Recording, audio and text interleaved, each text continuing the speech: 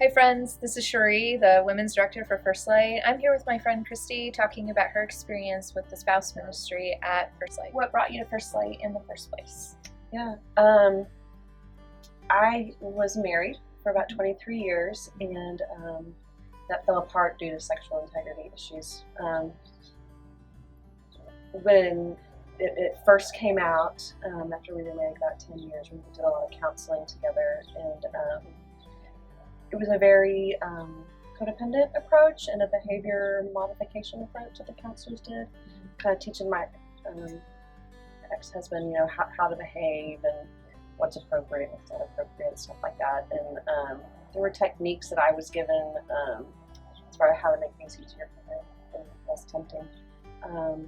So we stayed together for another 10 years, but he went back to his behaviors, acting out, and pretty soon thereafter. And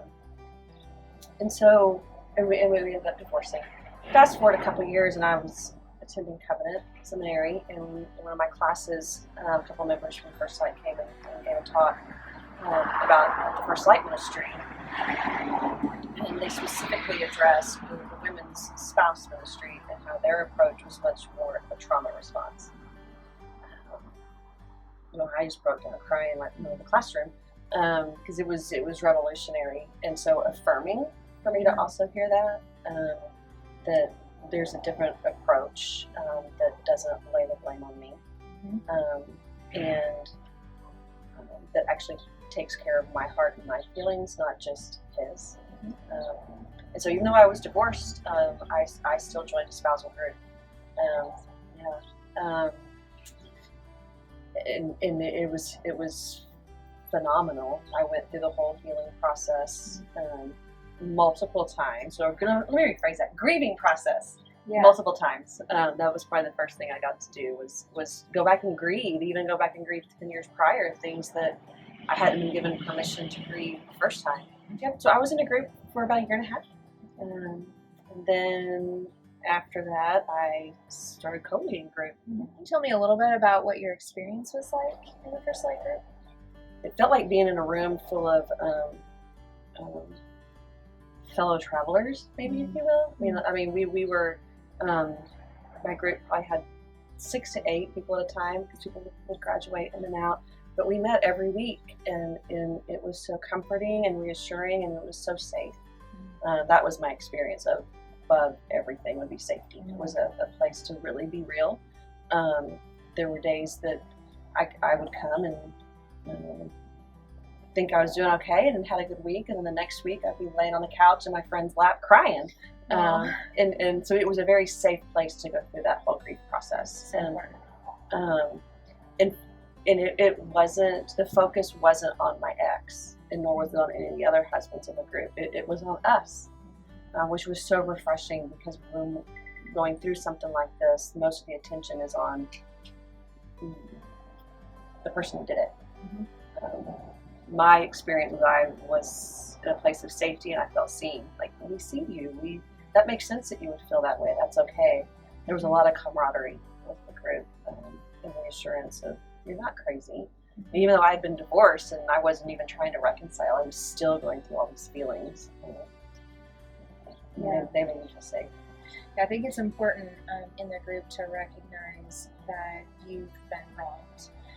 And so that's sort of that victim experience. We don't want to end there, but we want you to feel like, yeah, you've been wronged, and let's work through what that looks like. Just as somebody who's experienced a traumatic event, we would begin there, but we would end with growth and healing.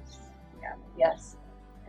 I can tell, since I've been out as a participant 3 or 4 years now, like I feel more equipped to go through those grief cycles, because they still hit.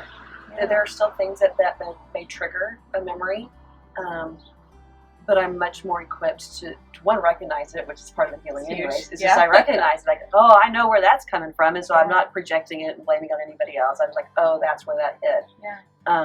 And I can ride the wave now of the whole grief cycle. So yeah, FirstLight, going through the whole program equipped me to be able to do that, to live life well. some scars, but they're just that. They're scars. Which is huge. Mm-hmm. So important to be able to, when you've experienced a trauma, to even to have people around you who are safe to hold you, so that you can just have scars rather than to constantly be triggered and constantly be in the moment of the trauma. Yeah.